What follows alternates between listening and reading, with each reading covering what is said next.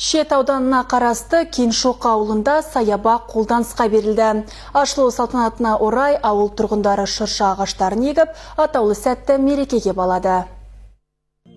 Жаңадан салынған саябақ ауылдың ажарын ашып, көркін кіргізе түскен. Игілікті істі көзбен көрген тұрғындар ашылу салтанатында ақжарма тілектерін айтып, демалыс тынығы орнының сәтті аяқталғанына қуанды.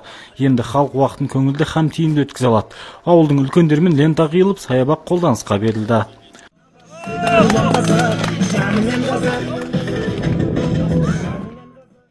Енді оның сапалық жағына қарадық, ең маңызды. Салып кету оңай ғой енді. Сондықтан сапасына, жаңа брусчаткасына, несіне бәріне көңіл бөлдік. Сондықтан сапалы болған халыққа жақсы ғой. Міне осындай бүгінгі күнге дейін жетті.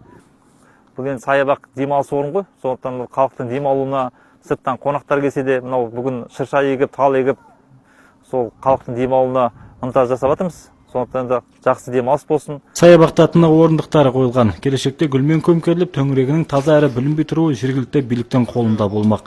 Қырлы тас төселіп, қоқыс жәшіктері, жарық шамдары бар. Көктемде саябақ абаттандырылатын болады. Тұрғындар ерекше көңіл күймен шырша отырғызып, келешекте де саябақ сәнін аша түсетін істерді қолға алатындарын жеткізді.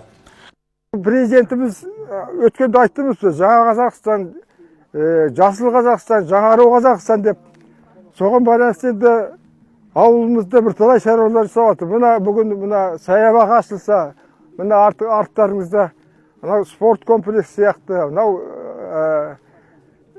дәрігерлік амбулатория, соның бәрі ашылып жатыр. Жылдан жылға жақсарудамыз енді біз. Кеншоқ ауылында алдағы күндері ауыл ел бесігі бағдарламасы бойынша 2,8 шақырым ішкі жол жөнделмек.